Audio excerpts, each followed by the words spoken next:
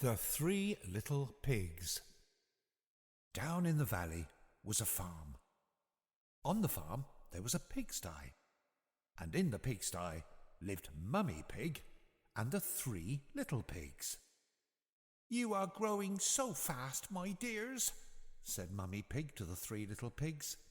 "Soon there'll be no space for you here. It's time for you to leave the farm and build your own houses to live in." Before leaving, Mummy Pig gave each of the three little pigs a packed lunchbox and told them something very important. She said, "You must remember to build your house out of bricks.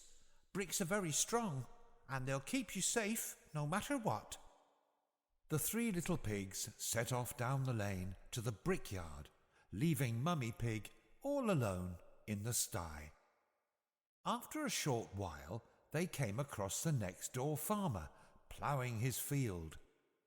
The first little pig thought to himself, "By golly, if I build my house out of this farmer's straw, then I'll save myself a trip to the brickyard and build my house in half the time."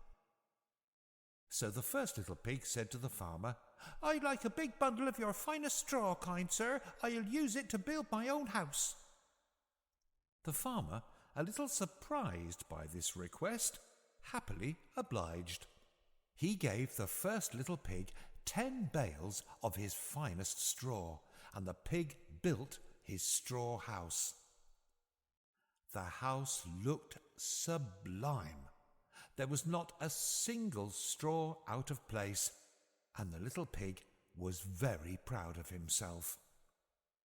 A big bad wolf, who'd been watching from afar, strolled up to the straw house, knocked at the door, and said in a low, gruff voice, little pig, let me come in." "Not by the hair of my chinny chin chin," replied the little pig.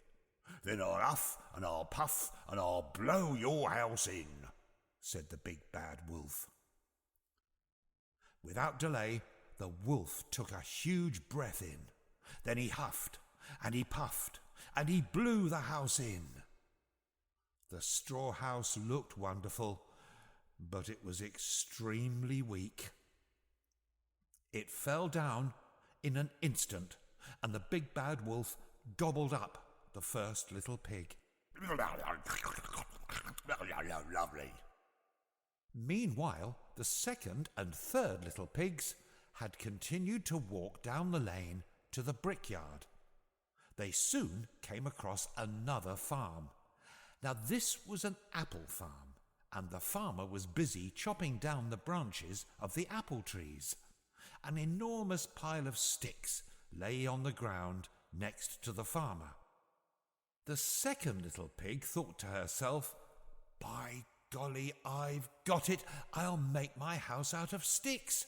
It'll save my tired legs from walking further, and my house will be built faster." So the second little pig said to the farmer, "I'd like to have that enormous pile of sticks, kind sir. I'll use it to build my house." The farmer, who was looking for a way to get rid of his sticks, happily obliged. He gave the second little pig all of the sticks, and the pig built her stick house. The house looked fabulous.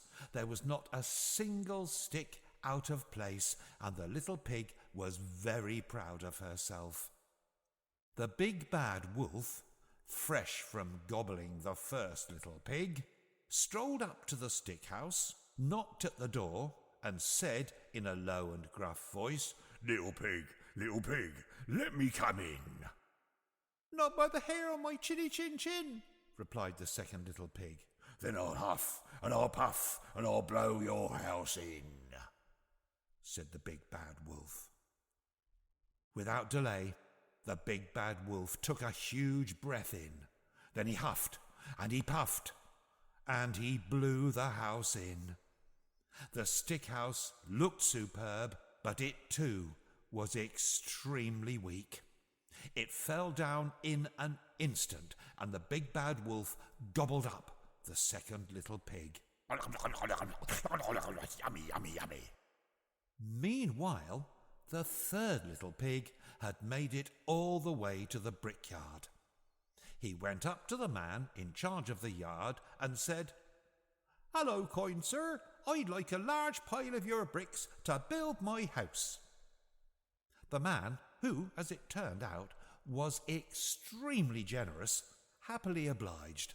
He gave the third little pig all the bricks he wanted, and the pig built his brick house.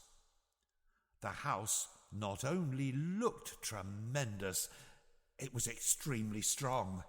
The third little pig had taken the time to build his house well, and he was extremely proud of himself.